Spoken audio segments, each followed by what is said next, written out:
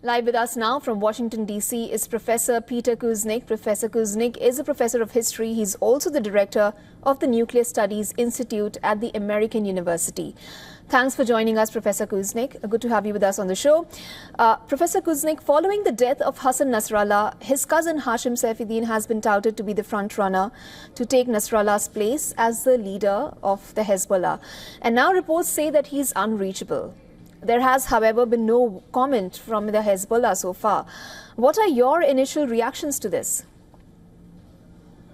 Israel is striking out on all fronts, trying to provoke a regional war right now. And their strategy seems to be to eliminate not only the top layer, but the second layer of Hezbollah, Hamas, and leadership throughout the region. So it's we're very close. We're on the verge of a full-scale regional war right now. It's very frightening. Okay, where do you see this going, though? Joe Biden, the president of the United States, which is Israel's ally, said that if he were in Israel's shoes, he would weigh alternatives to striking Iranian oil, and that he's trying to rally the rest of the world, quote unquote, to get Middle East peace. But as per reports, there were strikes by the United States' military on the Iran-linked Houthi fighters in Yemen. So what kind of a situation are we approaching here in the West Asia? Well, Joe Biden is incredibly weak and feeble at this moment.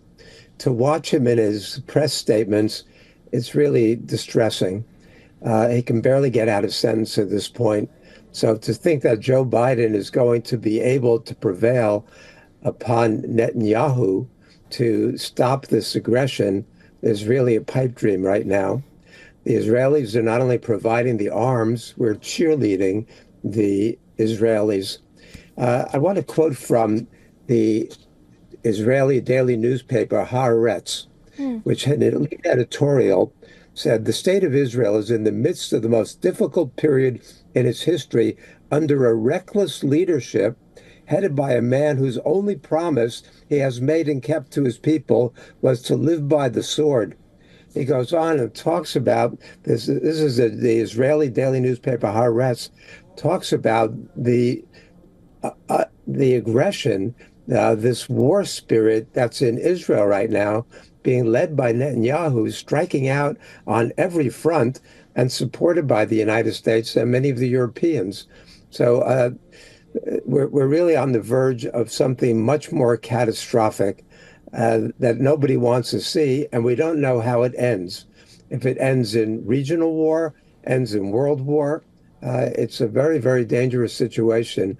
And there seems to be no adult leadership in the region capable of pulling us back from the brink. Professor Kuznick, while that's a thing of wait and watch, and we still have to look at the direction this is going to take, there is, however, talk of further U.S. sanctions on Iran. Should Iran curtail the supply of its oil, how do you see it impacting the world at large, the world economy at large? Well, what the world is waiting for is to see what Israel's response to the Iranian missile attack is going to be. Is Israel going to take out the nuclear facilities in Iran? They probably can't do that. Are they going to take out the oil production? Are they going to take out military infrastructure? And depending on what Israel does, Iran is likely to retaliate, and the war widens from there. So it's already having an impact on global oil prices.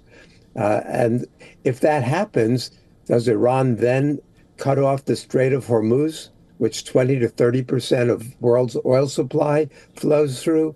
The economic consequences are also potentially catastrophic here. So militarily and economically, this could be a devastating next few days. Professor Kuznick, how is this situation different from the previous such situations which have occurred between the Islamic State and the West, so to say? After all, this week saw Iran's second direct attack on Israel in less than 6 months. How is the situation different from the previous ones? The big difference to me is that Israel is wiping out Iran's proxies. Hamas is largely destroyed in Gaza. The people of Gaza are pretty destroyed also, but also Iran's strongest proxy is Hezbollah. And Hezbollah is in complete disarray right now. Their leadership has been decapitated effectively. The command and control structure has been broken. And so there's no leadership in Hezbollah. So Israel has taken out Iran's two major proxies at this point, which means that what's left really is Israel versus Iran. Now, in that kind of war, Iran has got, 90 million people, Israel perhaps 10 million at the most. Iran has got enormous weaponry. Maybe they're not as advanced as Israel's weaponry because the United States has made sure that Israel has the most technologically advanced weaponry in the region. So, but it's going to be a bloody war if that occurs. Both sides have capability of doing enormous damage to each other. And then Iran also has allies or friends. And what happens then? The Jordanian foreign minister to the United Nations spoke at the United Nations after Netanyahu did, and he said the Israeli prime minister came here to the UN today and said that Israel is surrounded by those who want to destroy it.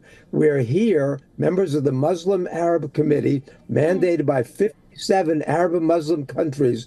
And I can tell you very unequivocally that all of us are willing to guarantee the security of Israel in the context of Israel, ending the occupation, allowing the emergence of a Palestinian state. But the Israeli Knesset has said no Palestinian state. Netanyahu won't entertain that, and he won't entertain a ceasefire. So we're in a very, very, very dangerous situation now. Professor Kuznick, while I did touch upon this earlier, very quickly, a word on U.S. military's attacks on the Houthis in Yemen.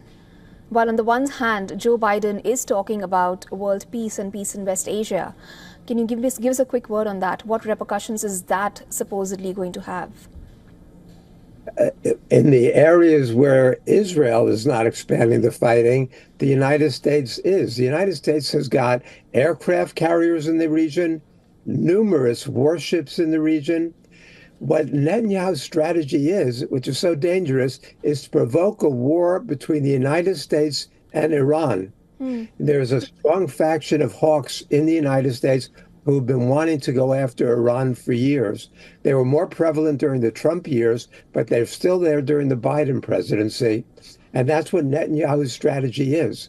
Now, Netanyahu is also trying to weaken Biden because he prefers to see Trump in there, knowing that if Trump is in there, there'll be no constraints at all upon Israeli actions.